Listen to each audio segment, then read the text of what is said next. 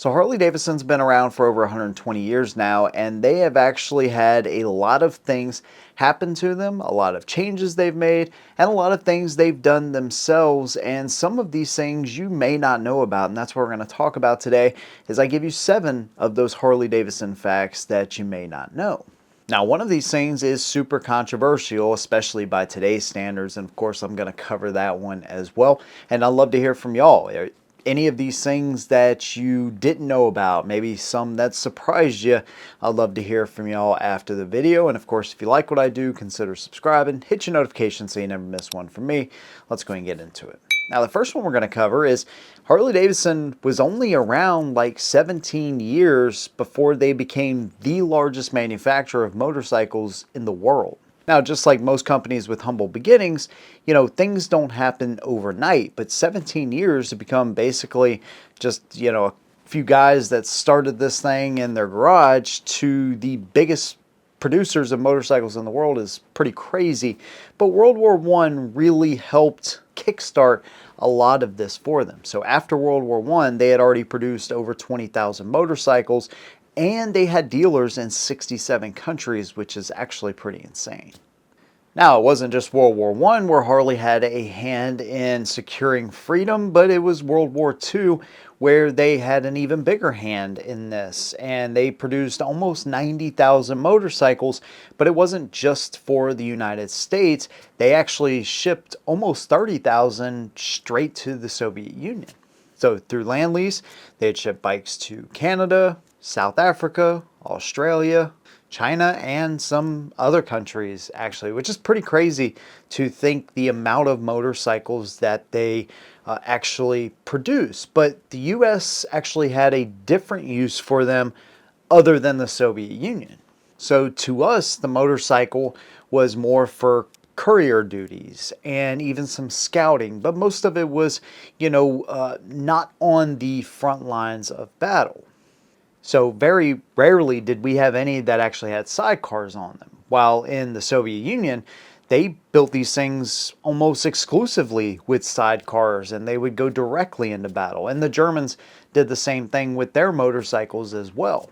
Now, the WLA was the main model during World War II, and the WLC was a secondary model that was made. And some of the biggest differences that I could find, there was some reports of a different gear shifter being used on the WLC, but I could not actually confirm that. So maybe you guys have some more information that I don't. But one thing they did have was some different parts here and there that they used. And they also used like Canadian blackout lighting, which basically reduced the lighting at night so they couldn't be seen as easily. Meaning they probably couldn't see as good either, but still they wanted to reduce that risk at night. And of course, these bikes came standard with heavy duty racks. Of course, they had a little bit knobbier tire. They had different fenders to help keep some of the mud and debris off of the engine. Some of them even have leg guards for the rider.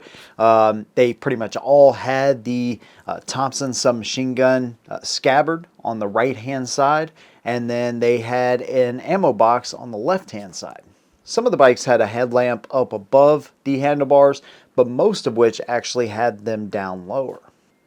By the way, the WLA motorcycle that was produced primarily was also known as the Liberator, because that would be they would be amongst one of the first to come into occupied territory and actually liberate a town or even concentration camps. Now, there were reports of these bikes after the war literally in piles. And so some would say 45 feet high. I don't know how accurate that is. But they would just have, all of these bikes just sitting there, waiting to be destroyed. Could care less about them. But there was a lot of people over in, of course, the European theater especially, that would take these motorcycles because, their countries had been to war. They needed a way, to have transportation. And those bikes became fairly important after the war too, because during the war, every dealer in the United States got one single new Harley Davidson. That was it. Harley's sole focus was to the war effort. But then after the war, because of lack of metals and stuff to be able to rebuild Europe, they still had production issues on the commercial side. So of course you had soldiers that would, try to buy these surplus motorcycles because they wanted to, enjoy what they had done during the war and have that same type of feeling again. And of course, this would spawn clubs and everything else. But, those surplus bikes became very important to the motorcycle market after the war. Now, the metal issue was so bad after the war that they were requiring dealerships to send in like their old, heads and old metal parts and stuff back to the motor company so they could then melt them down and reuse them. Now, a little known fact about Harley Davidson is the fact that they made a Confederate edition motorcycle back in the late 70s. Now, this was nearing the end of the dreaded AMF days, and what they had done is they were trying to, capitalize on Americana. That's something that's always sold really well from them. I mean, they started putting eagles on their tanks back in the 1920s, right? So this has always been incorporated into the Harley Davidson brand. And now at this time, they are the only remaining American motorcycle brand, right? So what they did is they made a bike that was the Liberty Edition, and this thing sold extremely well. But by the time they came out with a Confederate edition, there was actually a couple of bikes that were really paving the way for Harley Davidson going forward. That was the Electric Glide and the FXC Lowrider. Now, what they did is I think they made, 600 and something of these Confederate edition bikes. So they were super limited run. They had them in the Electric Glide, Super Glide, and primarily the Sportster. I think they had 299 Sportsters that they made. Now, not only was the advertising for the bike just completely underwhelming, but the design of the bike was underwhelming too. You're talking about a time where, flashy metallic paint jobs are becoming the thing to do, and yet they take this limited edition and they slap some metallic gray paint on it. And then of course they have the Harley Davidson logo and the Rebel flag right there above it. Now, I don't think the motor company ever really even acknowledged making these motorcycles for probably pretty obvious reasons now until like the early 2000s. There's a dealership out in Oregon, AMC Harley Davidson, that was able to secure a letter from the motor company recognizing that they had indeed made this Confederate edition bike. Now, there's only 23 that are actually known in existence today. The theory goes that Harley Davidson had actually bought some of these things up after, realizing, hey, the political climate or whatever has changed. So, they ended up buying them. There's none in the museum that anybody knows about either. So they are definitely a rarity, and they don't bring as much money as you would think for something that is, just so uncommon. And one thing I encourage you is, and I know this really isn't my crowd to get all up in arms about something like this, but if you happen to be watching this video and you just cannot believe your ears right now and are ready to protest Harley Davidson, I really encourage you to find a single company that is 60 years old, 70 years old, that has not been involved with some kind of controversy or been involved with some kind of controversial figure in their history. Now, right, wrong, or indifferent, times have changed, things have changed, and you only know if you're on the wrong side of history until much later when people start to point these things out and the entire world changes and gets offended by nearly everything. This is a time where Southern rock, Leonard Skinner, Dukes of Hazzard, all of this stuff is just like blowing up. So again, it was simply a different time. And again, when I talk about companies that have been involved with any kind of controversial figure, just look up where Fanta came from and even your Volkswagen Beetle, and hey, maybe you'll find out some surprises there too. Now, another controversial thing that the motor company is going to do is going full electric. According to Yokon's site, they are actually going to do this, but it's going to take many decades in order to go fully electric. Now, I had a chance to meet Yoga on sites whenever we went out to Las Vegas earlier this year, and you know, to be a freaking multi-millionaire many times over, I'm sure at this point, guy was super chill. I mean, just very cool, very down to earth. So it was a pleasure meeting him, and I really enjoyed spending some time and talking with him. But they want to go full electric, and you know, I think about Harley Davidson over the past 120 years, and they've made some really significant changes, right? But you know, since 1909, they've used a V-twin engine. We're going to talk more about the engine here in a minute, but that's been a staple, right, in their lineup. So while they've made a number of significant changes, they've also largely stayed the same in some aspects because that's what their customers expect and have expected for a really long time. So you've always seen like more forward-thinking people in the company. Willie G. Davidson is a prime example, right? He helped save the company, you know, a number of times with coming out with different models and, you know, just thinking ahead and watching what people in the community were already doing and then making production versions of those bikes, right? So that's obviously instrumental in them continuing to grow. You can't just do the same thing for 120 years. But again, they have some of the same components. And so going full electric, as we've seen with Livewire, it may take more than 20 years. It may take 100 years. I don't know. But, you know, hey, maybe we'll be looking down at that in 100 years and saying, oh, wow, all the Harley Davidsons are now electric. I have no idea.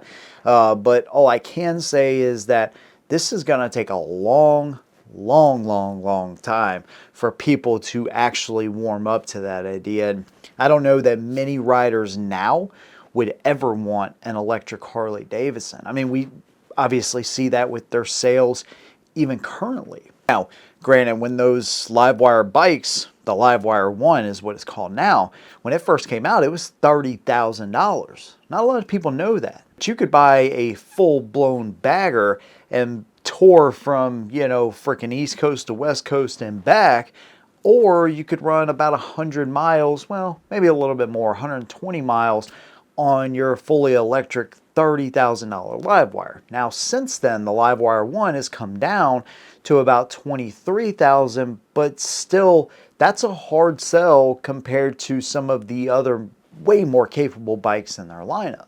For another $3,000, the Street and Road Glide are now right there, you know, with a 117.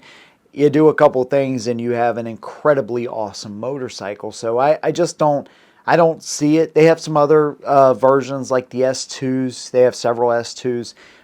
You know, they start about, I don't know, I think $15,500 or $16,000, which is definitely more reasonable. But still, you know, I think any other company would have way more success going fully electric and could do it sooner.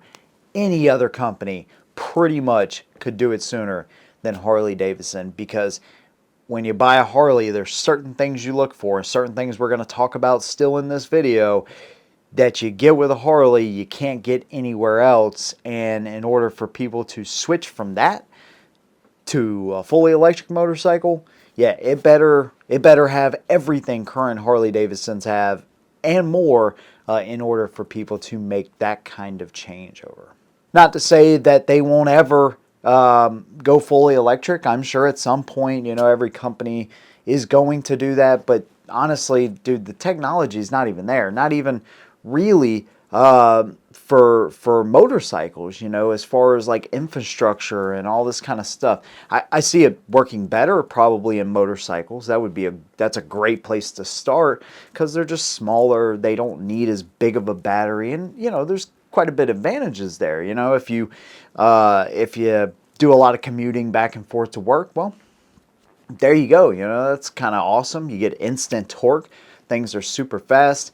But at the end of the day, Harley Davidson as a brand and the people that buy them, that made the brand what it is today, expect a certain thing. and the electric bikes just don't have it right now. Now here's another cool thing about the motor company I had no clue, which is the fact that they actually have their own used bike department in a way. So they have their HD certified bikes, right? You go on their website, you click HD certified, you put in all your parameters. So these are bikes that are going to be 5 years old or newer. They're going to have less than 25,000 miles on them. They're going to have had all of their regular service intervals completed. So all their maintenance has been done. And they have to pass a certain inspection, 100% of that inspection in order to be HD certified. And then along with that, you get, a 12-month unlimited mile warranty, either starting on the day that you buy it or extended after the factory warranty has ended if you buy a bike that still has a factory warranty. So let's say you buy a bike and it still has 1 year factory warranty on it. Well, then you're going to get an additional year on top of that. That allows them to, get a chunk of the used motorcycle market. They ship out 90,000 bikes a year or whatever, or that's retail sales. But there's many more used motorcycles that are sold. So not only can you go on there, you can look at HD certified, which is only through Harley Davidson dealers, but you can also look at private sellers, look at what they have, of course, and then apply for Harley Davidson credit in order to buy that motorcycle. And if you know anything about Harley Davidson credit, yeah, you're pretty much approved as long as you are breathing air, you have a job of some kind. Yeah, you're pretty much approved. Slight exaggeration, but not too far off. Still, it's pretty cool that even for the used bike market, you can go on there and you can apply for credit and buy the motorcycle that you really want. Now, we've talked about a lot of cool facts, but unfortunately we got to come around to the last one for this video specifically, and that is the Harley Davidson sound. Now, typically with a 45-degree engine, you have 2 pins, one for each piston, right? And those go through the shaft, and so they're going to fire symmetrically.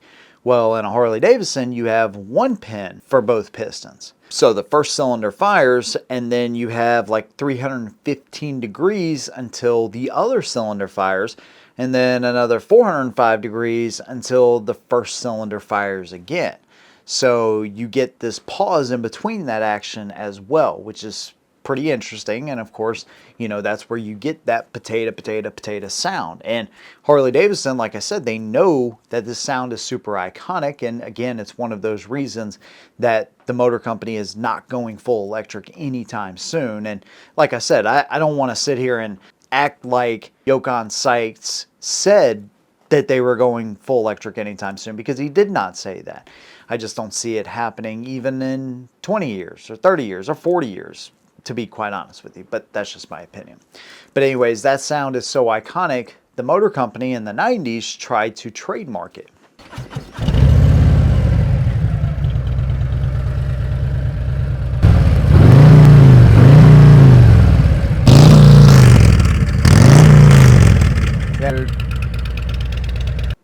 Now, they spent quite a bit of money trying to get this thing trademarked, legal fees, all that kind of stuff. And at the end of the day, they were unable to get that sound trademarked. A couple of examples of sounds that are trademarked is the MGM Roaring Lion, the THX sound that you used to see in movies all the time. I think Twister is a prime example of that. That's the one I can remember anyways off the top of my head. And the Looney Tunes song.